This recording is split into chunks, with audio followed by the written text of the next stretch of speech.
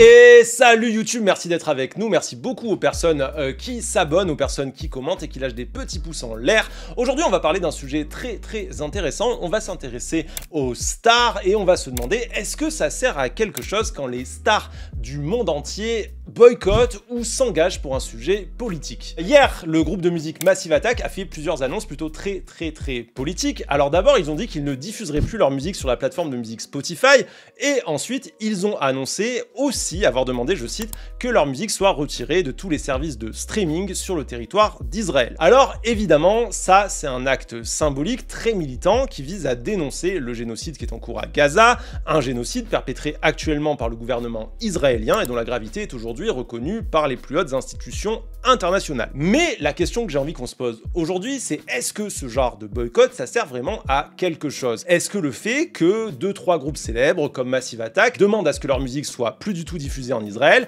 est-ce que ça va vraiment avoir un impact face à quelque chose d'aussi grave qu'un génocide comme ce qui est en train de se passer en ce moment? Est-ce que tout ça, au final, c'est pas un peu vide? Et du coup, je vous propose qu'on explore cette question aujourd'hui et qu'on se demande est-ce que la mobilisation politique des célébrités, elle est vraiment utile? Alors pour répondre, je voudrais d'abord qu'on revienne un peu sur ce qui se passe médiatiquement autour du génocide à Gaza. Récemment, le 16 septembre dernier, une commission d'enquête de l'ONU a accusé, mais alors sans aucune ambiguïté, Israël de génocide. Je cite Navi Pillay, qui est la présidente de la commission d'enquête et qui a dit « La commission des Nations Unies que je dirige rend aujourd'hui son rapport juridique sur les agissements d'Israël dans la bande de Gaza. Notre conclusion est sévère, c'est un génocide que commet Israël contre les Palestiniens de Gaza, avant d'ajouter « Ce ne sont pas des accidents de guerre, ce sont des actes délibérés visant la destruction d'un peuple. » Selon le rapport rendu par cette commission, Israël aurait ainsi commis au minimum 4 des 5 critères constitutifs retenus par la Convention pour la prévention et la répression du crime de génocide. Ont ainsi été observés par les experts mandatés et corroborés par des sources multiples. 1.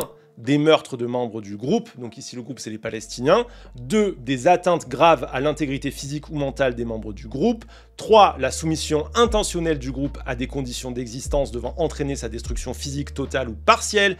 Et 4. Des mesures visant à entraver les naissances au sein du groupe ou le transfert forcé d'enfants vers d'autres groupes. Ce qu'on a, c'est des faits d'une extrême gravité qui sont constatés par l'ONU et en plus, l'ONU n'est pas la seule à faire ce constat puisque d'autres institutions, notamment Amnesty International, déclarent aussi qu'après investigation, il est indéniable qu'il y a bien un génocide à Gaza. Sauf que voilà, l'ONU ou encore Amnesty International, manifestement, tout le monde s'en fout. C'est peut-être 2 énormes institutions, elles ont peut-être beau enchaîner les démonstrations, preuve à l'appui qu'il y a bien un génocide, tous les médias s'en foutent. Le droit international, il est peut-être bafoué au prix de milliers de vies. Côté politique internationale, on peut être clair, rien ne se passe. Je vais vous donner un exemple très concret, un exemple qui s'est passé en France cet été. Le 7 juillet dernier, donc le 7 juillet 2025, Benjamin Netanyahou, le premier ministre israélien, qui est donc l'homme à l'œuvre derrière le génocide à Gaza, notre petit Benjamin Netanyahou, il a survolé l'espace aérien français. Et en fait, à ce moment-là, c'était littéralement la 5e fois que Netanyahou survolait la France en 2025. Sauf que voilà, Benjamin Netanyahou, il fait l'objet, depuis le 21 novembre 2024, d'un putain de mandat d'arrêt de la Cour pénale internationale pour crimes de guerre et crimes contre l'humanité. Et comme l'avait très bien expliqué l'association des juristes pour le respect du droit international quand Netanyahou avait survolé la France en avril 2025, je cite, « La France est soumise à l'obligation de coopérer pleinement avec la Cour pénale internationale dans ses enquêtes et poursuites. » Articles 27 et 86 du statut de Rome.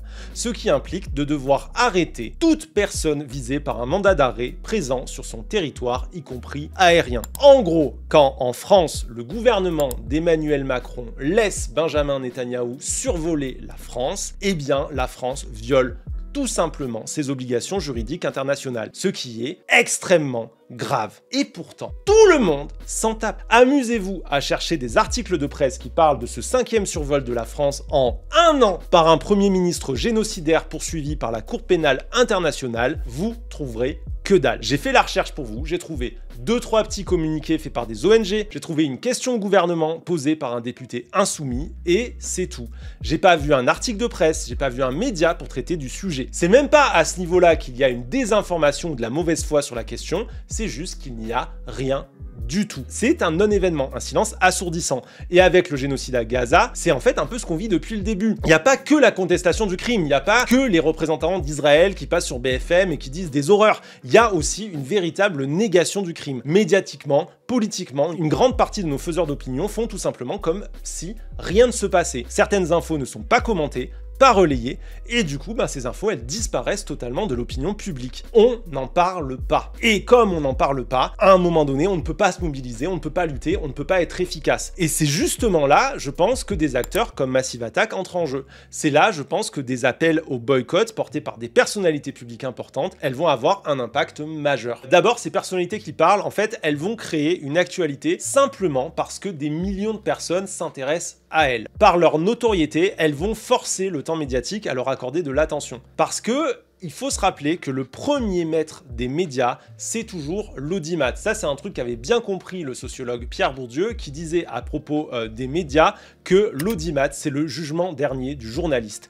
Et c'est assez logique. L'audimat, c'est la mesure du taux d'audience. En gros, on compte le nombre de spectateurs et leur nombre va ensuite décider de la valeur des encarts publicitaires. En résumé, plus il y a de monde qui regarde, plus on vend la pub cher. L'audimat, c'est le nombre, et le nombre, c'est l'argent. Et dans ce contexte, une star qui fait quelque chose, n'importe quoi de vaguement significatif, c'est des parts d'audimat, c'est de la visibilité. Une visibilité que tous les rédacteurs en chef mesurent parfaitement, parce qu'ils savent qu'on peut vendre des milliers d'exemplaires de Closer ou Paris Match sur une seule photo de DiCaprio qui mange une glace. Et leur pire cauchemar à ces rédacteurs en chef, c'est qu'un événement se passe sous leur nez et que les autres rédacteurs en chef, dans les autres médias, ils en parlent à leur place et qu'ils leur piquent leur part de marché, leur part d'audimat, leur part de pognon.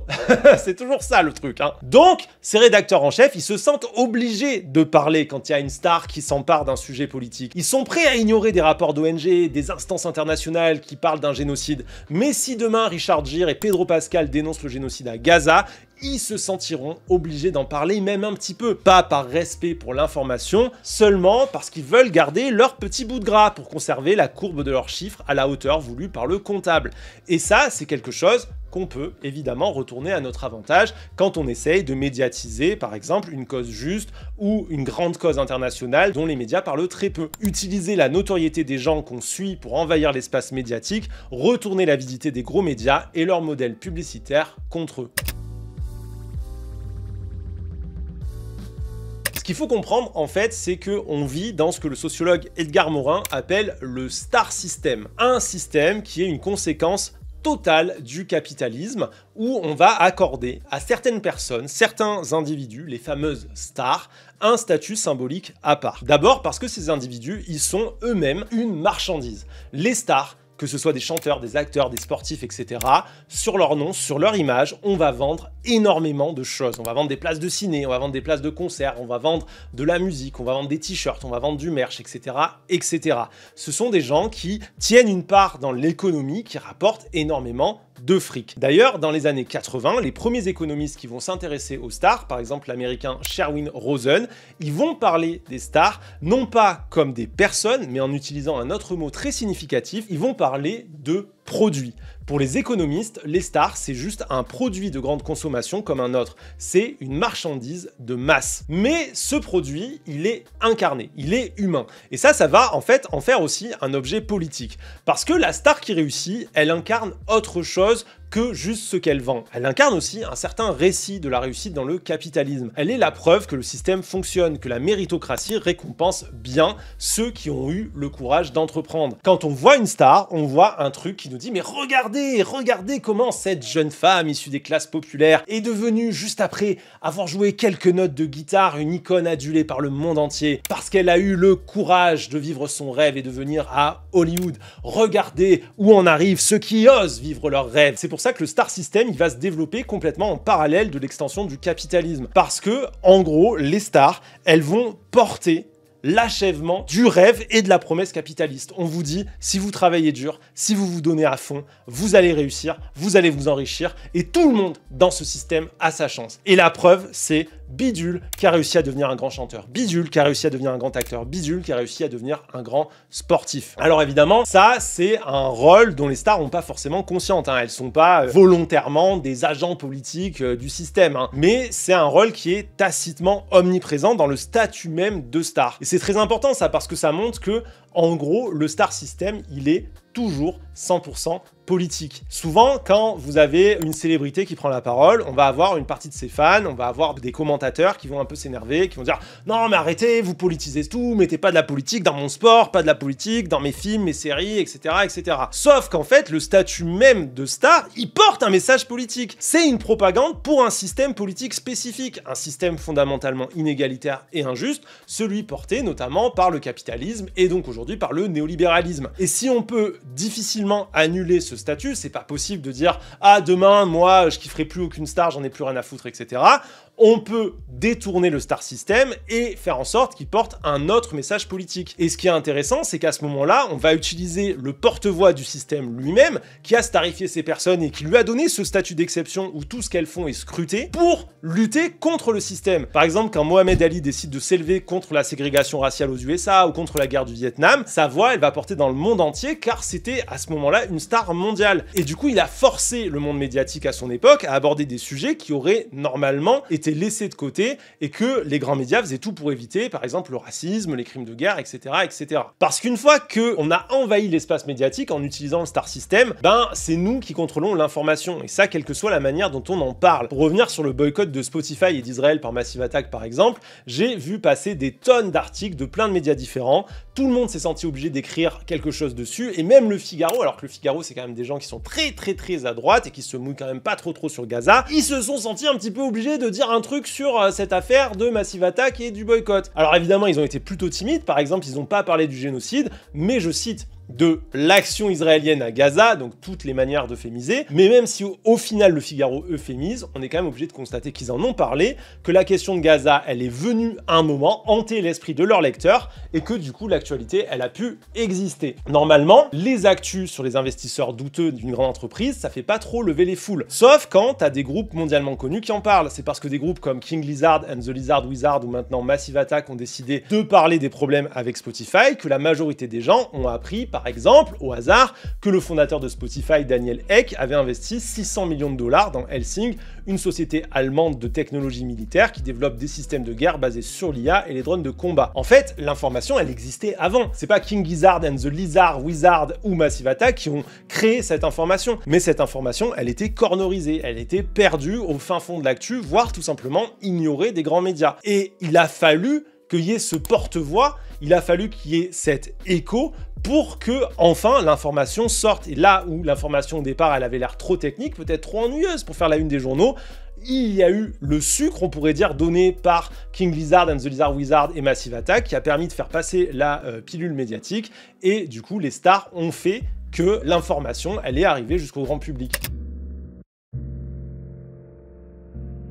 Attention cependant, si j'avais envie de parler de tout ça, c'est que voilà, j'ai remarqué que dans les milieux politisés, engagés, il y a toujours un peu de méfiance quand des célébrités rejoignent des causes. Et je voulais montrer qu'il y a quand même une sacrée efficacité politique à s'appuyer sur la mécanique du star system dans le monde médiatique qui est le nôtre, avec le système médiatique qui est le nôtre. Mais je pense que ça répond évidemment à des conditions spécifiques. D'abord, je crois qu'il faut, si on veut vraiment que ça serve à quelque chose, que ce soit un vrai engagement politique. Par exemple, au moment du mouvement Black Lives Matter, Kendall Jenner et Pepsi avaient sorti cette publicité.